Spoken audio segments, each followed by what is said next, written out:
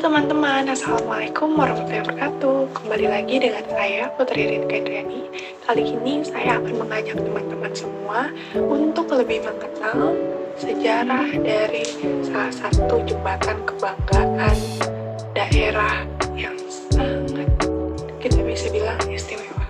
Teman-teman tahu nggak nih apa yang akan saya bahas kali ini? Jembatan dari kota mana yang akan saya bahas kali ini? Nggak tahu? Beneran nih nggak tahu. Oke, kali ini kita akan membahas tentang salah satu jembatan yang menjadi ikonik salah satu kota, salah satu daerah yang ada di Indonesia, yaitu Jembatan Ampera. Jembatan kebanggaan Wong Tito Galo, Palembang, kota penuh dengan makanan enak. Yuk, ikutin terus ya teman-teman. Oke teman-teman, Jembatan Ampera ini terletak di kota Palembang, Provinsi Sumatera Selatan, Indonesia. Jembatan ini menghubungkan antara daerah seberang Hulu dan seberang Hilir yang tadinya dipisahkan oleh Sungai Musi. Teman-teman tahu kan Sungai Musi? Sungai yang pernah menjadi sungai terpanjang di Indonesia. Sungai ini yang membelah kedua kawasan tersebut. Maka dari itu, pada zaman itu, warga sangat sekali membutuhkan sebuah penghubung untuk bisa melewati dan berpindah ya dari satu tempat ke tempat yang lainnya. Jembatan itu adalah Jembatan Ampera yang sampai saat ini tetap berdiri kokoh di kota Palembang tersebut. Nah, ini ada foto perbedaan Jembatan Ampera dulu sama sekarang ya teman-teman. Jadi teman-teman bisa melihat bagaimana Jembatan Ampera zaman dulu yang belum menarik, mungkin belum menarik, belum sebagus sekarang. Sebetulnya, ide untuk menyatukan dua daratan di kota Palembang sudah ada sejak zaman Jimente. Teman-teman, ada yang tahu nggak zaman Jimente itu apa? Atau belum tahu? Baru dengar? Oke, jadi zaman Jimente itu merupakan zaman sebutan untuk kota Madia yang kala itu sedang diduduki oleh pemerintahan Belanda. Jabatan Wali Kota Palembang, Leopold de Viel, tahun 1924, ide ini muncul dan dilakukan banyak usaha untuk merealisasikan. Namun, entah kenapa, sampai jabatan Leopold berakhir, ide tersebut tidak pernah bisa terrealisasi. Entah, itu sebuah misteri yang sampai saat ini belum terpecahkan. Namun, pada masa kemerdekaan, gagasan pembangunan jembatan kembali muncul teman-teman. Usulan dimunculkan oleh DPRD peralihan kota besar Palembang ketika sidang pleno yang berlangsung pada tanggal 29 Oktober 1956. Anggaran awal yang dimiliki oleh kota Palembang dan untuk digunakan membangun jembatan tersebut hanya sekitar Rp30.000 saja. Tetapi uang tersebut, rupiah tersebut tidak bisa kita samakan oleh zaman kita sekarang karena jelas pasti nilainya berbeda.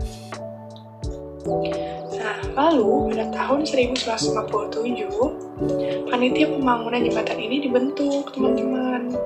Dibentuk setelah mendapat persetujuan dari Presiden Soekarno.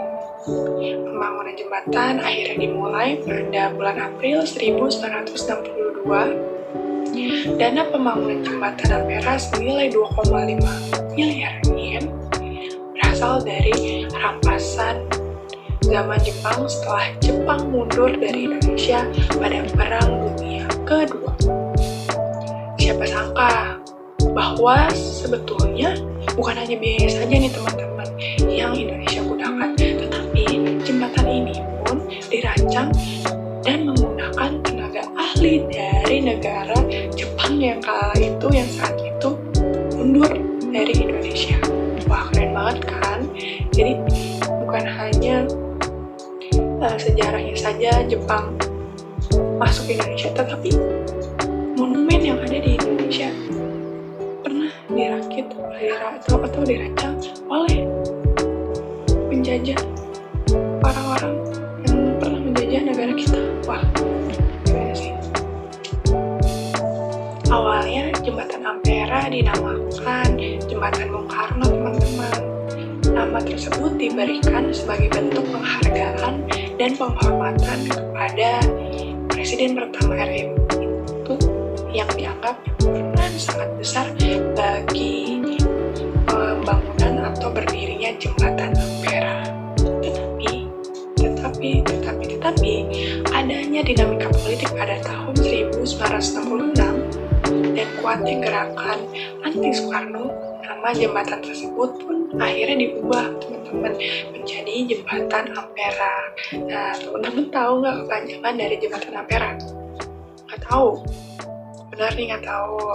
Jadi Jembatan Ampera itu merupakan singkatan dari Amanat Penderitaan Rakyat, yang kala itu memang sangat membutuhkan sekali gerakan-gerakan yang dapat merubah kehidupan pada masa Soekarno. Jembatan yang dibangun pada tahun 1962 dan selesai pada tahun 1965 ini menjadikannya sebagai jembatan terpanjang dengan panjang 1.117 meter dan lebar jembatan 22 meter serta tinggi 11,5 meter di atas permukaan air dengan berat 944 ton. Wow, keren banget gak sih? Yang buat manusia loh, teman-teman. Jembatan Ampera menjadi jembatan dengan teknologi yang canggih pada masanya nih, teman-teman. Hal ini dikarenakan bagian tengah jembatan dapat diangkat ke atas agar tiang kapal yang melalui bagian bawahnya tidak tersangkut oleh badan jembatan. Namun, seiring berjalannya waktu, mekanisme mulai dinonaktifkan nih, teman-teman, karena melihat waktu pengangkatan bagian tengah jembatan yang terbilang cukup lama dan dapat mengganggu arus lalu lintas. Terlebih, kapal-kapal besar sudah tidak lagi beroperasi melalui Sungai Musi. Tahun 1990, dua bandul berat untuk menaik turunkan bagian tengah jembatan tersebut dibongkar. Pembongkaran ini dilakukan dengan alasan keselamatan masyarakat yang melintasi jembatan. Jadi memang sudah terkonsep ya, teman-teman, bahwa fungsi dari yang ada di jembatan tersebut memang difungsikan untuk kapal-kapal yang melintas. Jadi dibuat karena memang untuk memenuhi kebutuhan pada zaman itu, tetapi pada akhirnya semuanya dinonaktifkan untuk meminimalisir arus yang buruk, arus lalu lintas yang buruk, dan untuk menjaga keselamatan dari orang-orang atau masyarakat yang masih menggunakannya sampai saat ini. Dalam sejarah pun ternyata jembatan Ampera sudah mengalami 3 kali perubahan warna nih, teman-teman. Kira-kira teman-teman ada yang tahu nggak warna apa saja yang sudah dipakai oleh jembatan Ampera sejauh masa kemerdekaan? Ada yang tahu nggak? Nggak tahu, bener nih nggak tahu. Oke, kita lanjut bahas aja, teman-teman. Jadi yang pertama, saat didirikannya jembatan tersebut pada tahun 1962, warna jembatan Ampera adalah warna abu-abu.